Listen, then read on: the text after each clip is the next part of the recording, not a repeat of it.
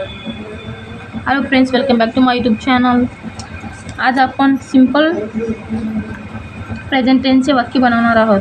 तू शाळेत जातो. तू शाळेत जातो. You go to school. तू शाळेत जात नाही. यू. हे निगेटिव्ह वाक्य आहे. You do not. इथं लावाचं हेल्पिंग वर्ब घ्यायला लागतो आपल्याला. डू च्या मग नंतर not. Do not go to. You do not go to school. याला हेल्पिंग वर्ब नाही आहे सिंपल प्रेझेंटला, पण हा आपल्याला डू हा असं समजा एक आपल्याला घ्यावा लागतो, दुसरीकडून घ्यावा लागतो. डू समजा भाड्यानं घ्यावा लागतो, समजून घ्या. डू हा आपल्याला निगेटिव्हसाठी लावाच लागतो हेल्पिंग वर्ब. आणि त्याच्यानंतर तू कधी शाळेत जातो. Wien. Wien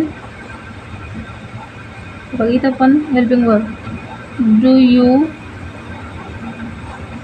go to.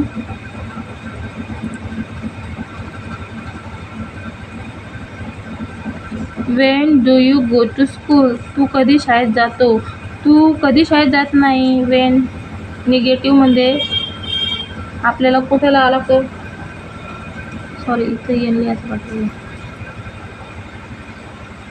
Wien तू कधी शाळेत जात नाही. When do you. When do you not go to school.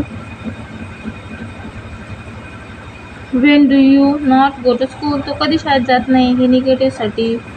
आता आपण सिंपल प्रेझेंट कंटिन्यू टेन्सची वाक्य पाहणार आहोत. मी क्रिकेट खेळत आहे. I am. आता सिंपल प्रेझेंट कंटिन्यूसाठी ॲम हा हेल्पिंग वर्ब आहे, पण डूला नव्हता. डूला याच्यामध्ये लागत नाही, पण निगेटिव्हसाठी डू लागतो, म्हणून डूसाठी निगेटिव्हसाठी आणि WH फॅमिलीसाठी आपल्याला डू घ्यावा लागतो, म्हणून आपण डू हा भाड्यानं घेतला.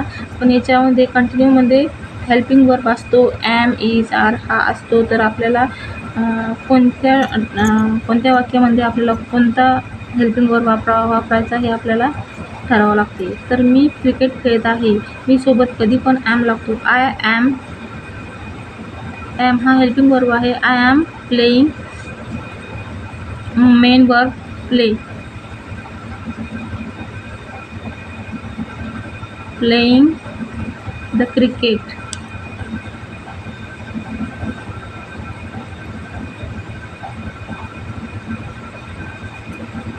मी क्रिकेट खेळत आहे. मी क्रिकेट खेळत नाही आहे. आय निगेटिव्हसाठी आय ॲम. इथं नॉट बघा, इथं हेल्पिंग वर्बच्या नंतर नॉट आला. इथं पण हेल्पिंग वर्बच्या नंतर नॉट आला. हा हेल्पिंग वर्ब आहे, याच्यानंतर नॉट आला. इथंही हेल्पिंग वर्बच्या नंतर not. I am not playing. Main verb हा मेन वर्ब आहे. मेन वर्बची फोर्थ फॉर्म आहे.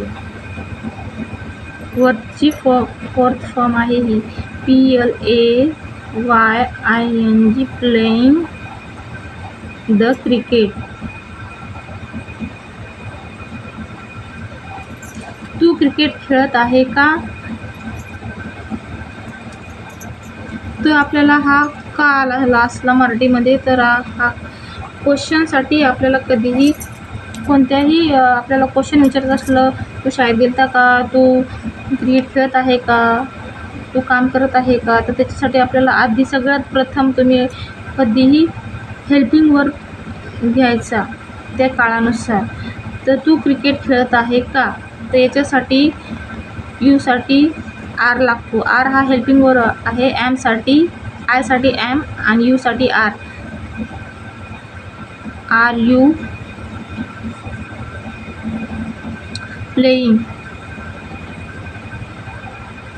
Playing the cricket.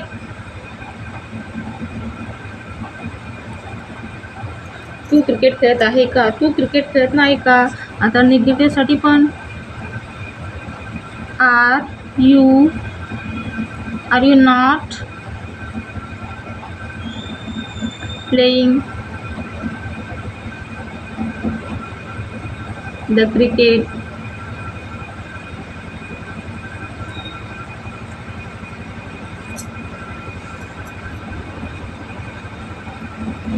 तू कधी क्रिकेट खेळत आहे.